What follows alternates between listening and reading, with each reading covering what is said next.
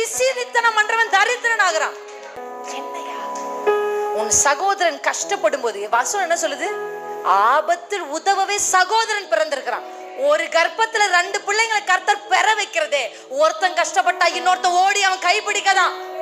அப்ப கர்ப்பத்துல உன் கணவரோட ஒருத்தரை பிறக்க வச்சார்னா, அவன் கஷ்டப்படும் போது உன் கணவர் ஓடி போய் உதவி செய்தான் பிறக்கவே வச்சார். பிறப்பின் நோக்கம் சகோதரராய் பிறந்தது ஒருவன் ஆபத்தில் இருக்கும்போது ஒருவன் காப்பாற்றத்தான்.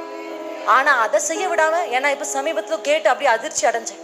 என் மனசே வலிச்சுச்சு. அந்த அம்மா கண்ணீரை பார்த்தேன், கலங்கிட்டேன். நைட்லாம் தூக்கம் வரல அந்த குடும்பத்தை நினைச்சேன். கஷ்டப்பட்டு பிள்ளைகளை படிக்க வச்சு டாக்டர் ஆக்குனா, கட்டிட்டு வந்தவ சொன்னாலாம், என்ன சொன்னாலாம் தெரியுமா?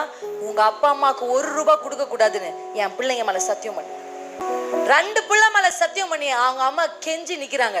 எப்பா எப்பா தம்பி கொஞ்சம் குடியப்பா, காசு வேணும்பா அப்படின்னு கேட்டா சொன்னாங்களா, என் பொண்டாட்டி சத்தியம் வாங்கியிருக்கா.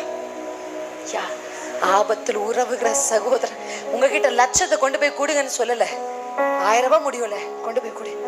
அவங்க பிள்ளைய காலேஜ்ல சேர்க்க போறாங்களே, அந்த பிள்ளைக்கு ஒரு ட்ரெஸ் எடுத்துக்கோமா, ஒரு 1000 ரூபாய் இந்தாமா, எனக்கு ரொம்ப முடியாது, நானே கஷ்டப்படுறேன், ஆனா என்னால முடிஞ்சது. நான் காலேஜுக்கு போகும்போது எங்க அப்பா இல்ல இருந்தாரு, ஆனா அவர் அவ்வளவா இது பண்ணல.